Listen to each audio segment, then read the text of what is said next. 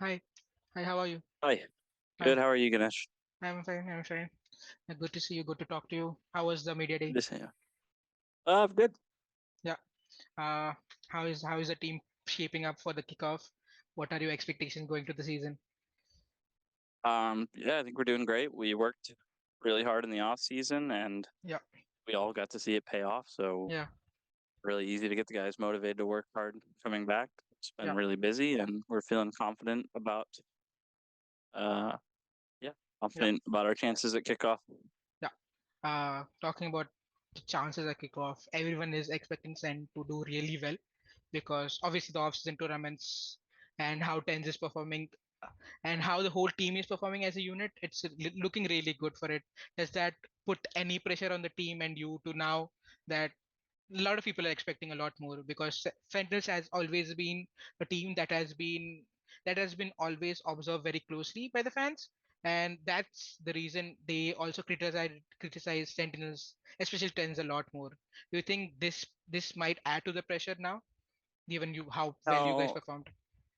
our team, every single person on the team has a huge drive to win, and Yeah, we all know that we have everything it takes uh, when combined with hard work to be the best in the world. So yeah, the pressure we put on ourselves and the expectation we have is going to be the same no matter how well we're doing or how many fans we have or what yeah, they think.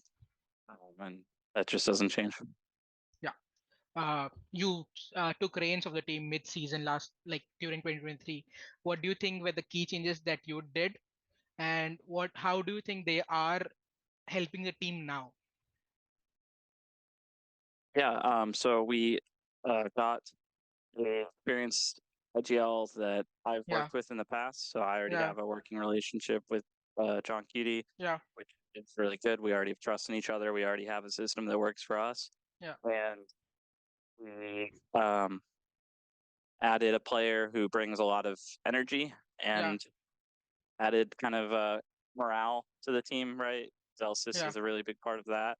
yeah, And we also had time with a fresh start with an off season to set some systems in place that were really hard to yeah, set just because yeah, it's hard to do any of that in the middle of the season. yeah.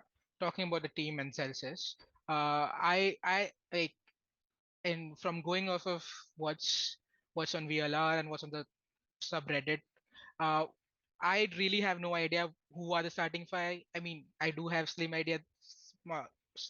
ideas of. I think Zelsis is starting.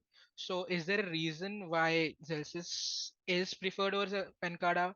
Do you think that his energy in the team is playing a part, or is it other way around? Is Pancada starting and Zelsis is back to being a sub? I can't answer that question right now. Yeah. Okay. Okay. Can we talk about the roles because we saw Tens playing Omen for some of the maps. How would the roles develop for Sentinels in 2024? What changes do you plan to bring to the roles? Yeah, I think that there's a lot of diversity in Yeah, how different agents play. People like to try to categorize by the roles yeah, Valorant's designated, Riot's designated in the game. I yeah, don't think that's a very good way to be classifying roles at a mm, pro level.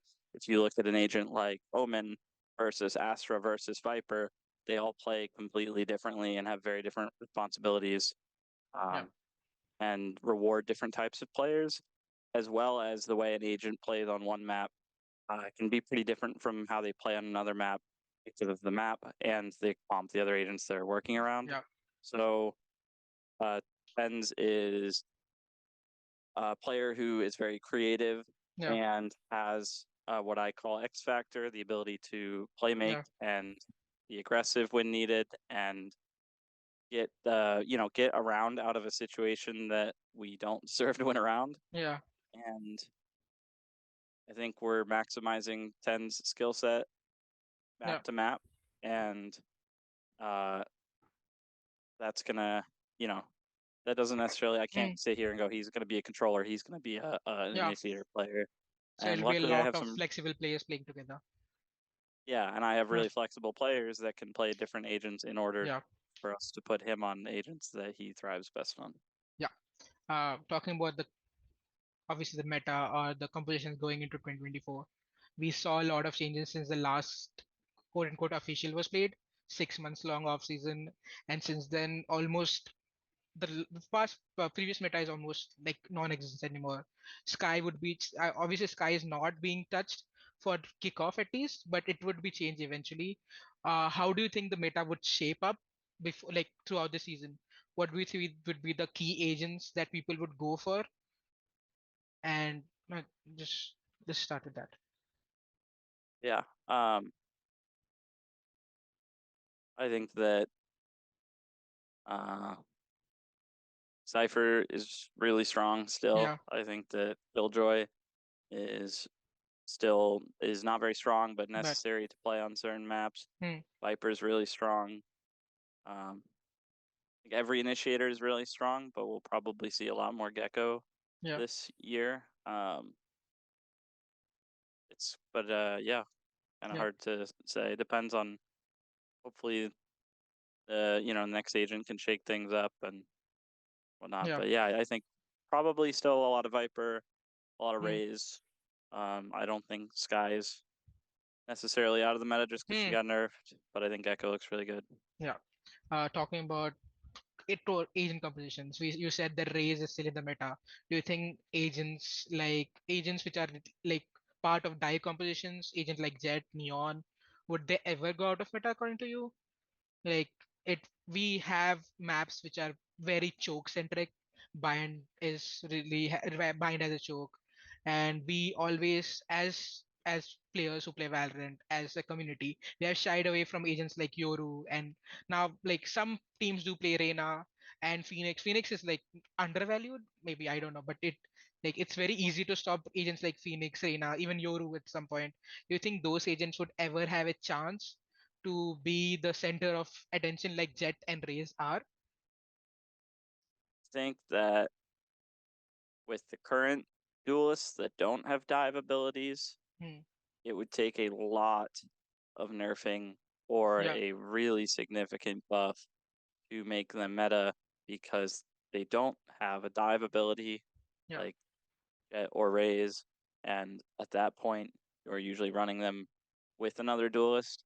So you need to give up double controller or give up double initiator. yeah, And I just don't think ISO, Reyna, or Phoenix really do enough yeah, to earn that. When you compare them to something like what a Viper or a KO or a Breach or a Gecko yeah, bring to a team, it's really hard. yeah. Talking about the final Sentinel we didn't talk about enough is, and which was recently buffed, is obviously Deadlock. Do you think like she has a unique ability? She is this kind of Sentinel that is not normal to what we usually qualify as Sentinels or site anchors. Do you think she would have more active role in the upcoming season? I definitely think teams could. I think that she has the potential to surprise Hmm. because teams are not used to playing against her, Yeah, and I think that we talk a lot about meta, but you can expect anything at kickoff because yeah, it's not a regular season. You're not playing the same comp, or you don't have a turnaround. You're not playing a best of three, waiting a week, playing a yeah, best of three.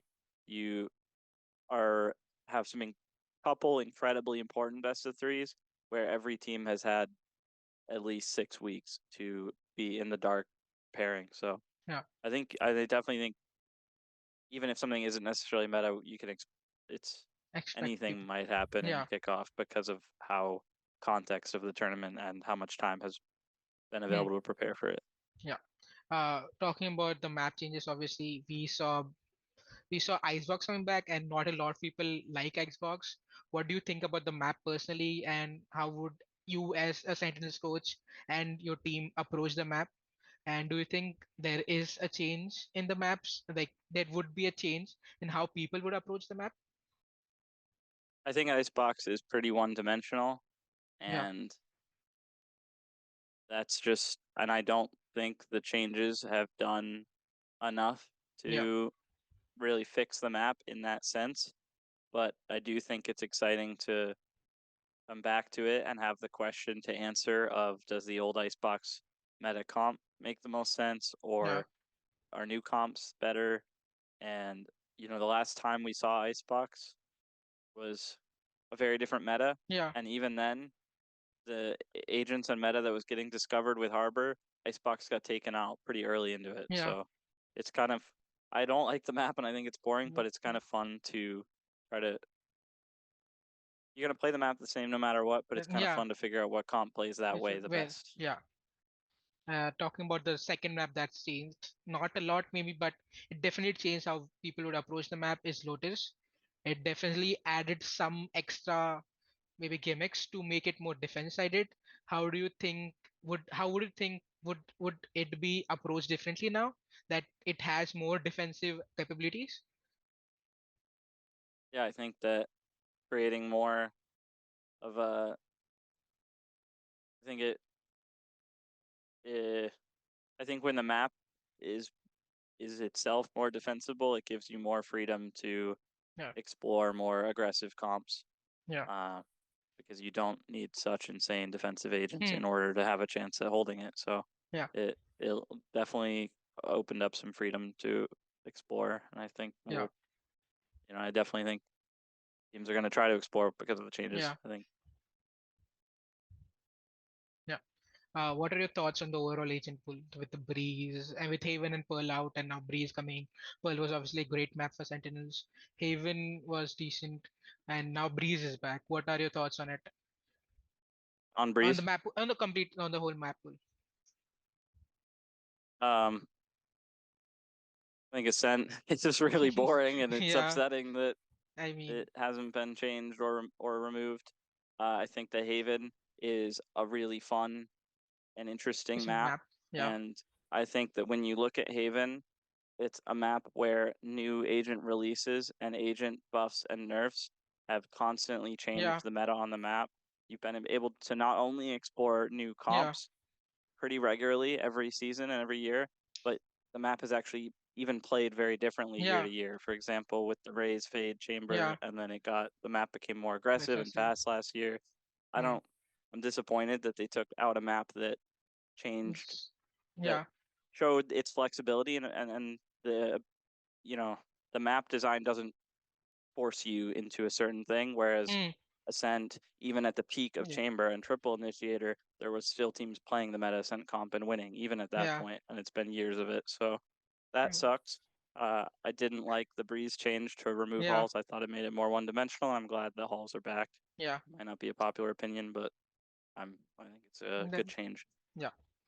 Talking about Haven, And obviously, yeah, they removed it. Obviously, they might be looking into changing it. Do you think there was anything that needed change in Heaven? I mean, it is for like one of the best maps out there because it's pretty balanced. Like if you're a good enough team on defense, you can defend it well. It didn't really offer any assistance to a particular side. What do you think would they change now, given that they took out Heaven and they usually change something around? um,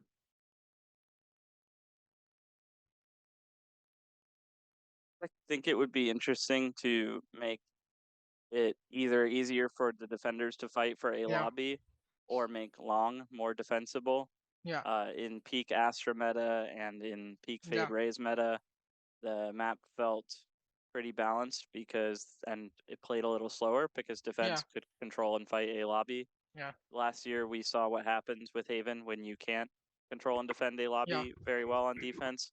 Uh, it feels kind of useless to play long, and most yeah, teams just played kind of a style where they sort of hold site and the space around sewers are short. And it there was part of the map yeah, that, other than grabbing the orb and putting an op on it, it felt kind of useless. So I think it would be interesting if they made some changes there to yeah. make it more defensible.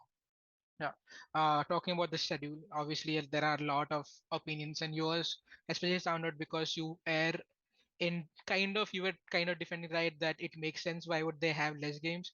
Do you think like I mean, if it's obvious that if you win, you'll get more games.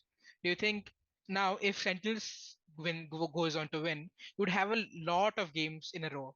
You would obviously playing week after week for until I think August, and you would only have 2 weeks break uh, between events. Do you think that would add to exhaustion towards the end of the season, where it would matter the most in Valorant Champions?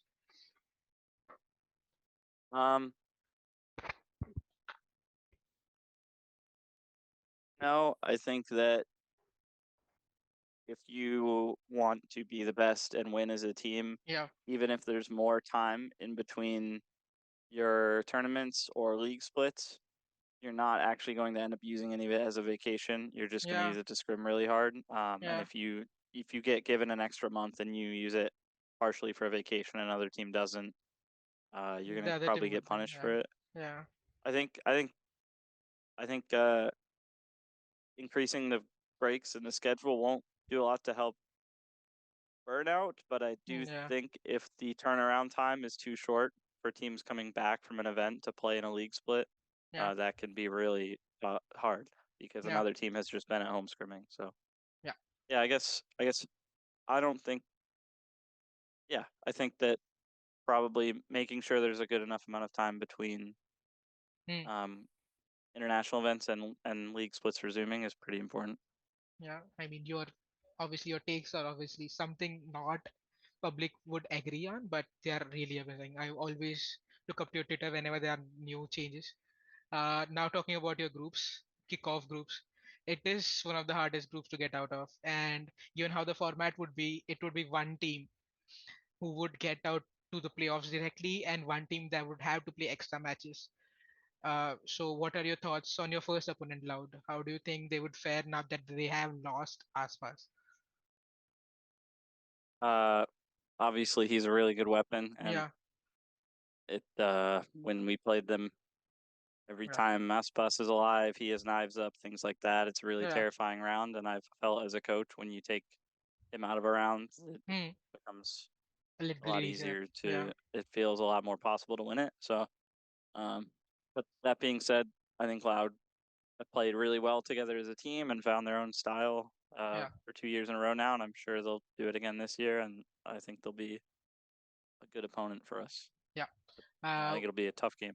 yeah. What do you think about the changes that Leviathan made, and do you think they would fare like on paper they look amazing, but obviously there might be what like let's just not let you talk about it. What do you think about the changes Lev made and the multilingual lineup they made up they have for 2024? Yeah, they obviously have really strong individual pieces, but um, there's a lot that goes into being cohesive as a team. And Yeah, with new teams, there's so many intangibles.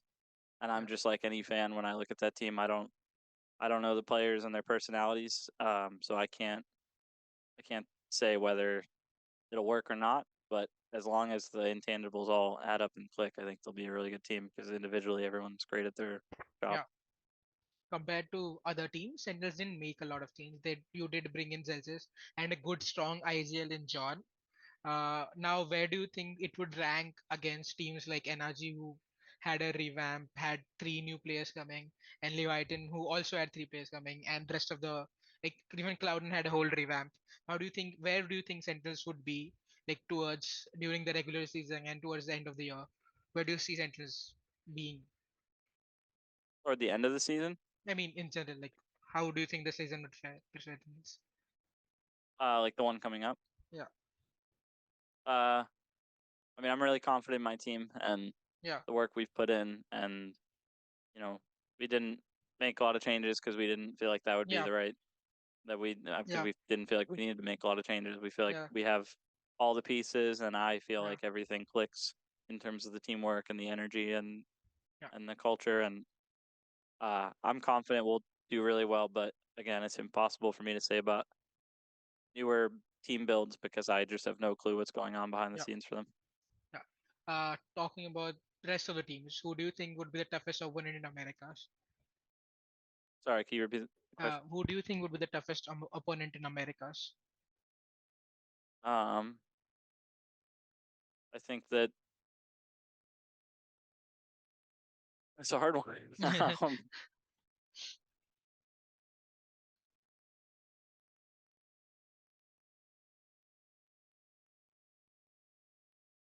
I'm willing. I think right now I expect Loud to be a tough opponent Yeah, because even though they lost a really strong duelist, Yeah. They still kept a Hmm. bunch of core pieces and seem Yeah. to have a system figured out. And Yeah.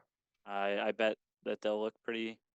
Hmm. I think all in all, they'll play as a team pretty Yeah. cohesively. Yeah. Whereas it's hard, but I think as other teams figure out how they work as a team of, a bunch of individuals combined, I think it's possible to predict who Yeah. will be the toughest opponent Yeah. 3 months from now.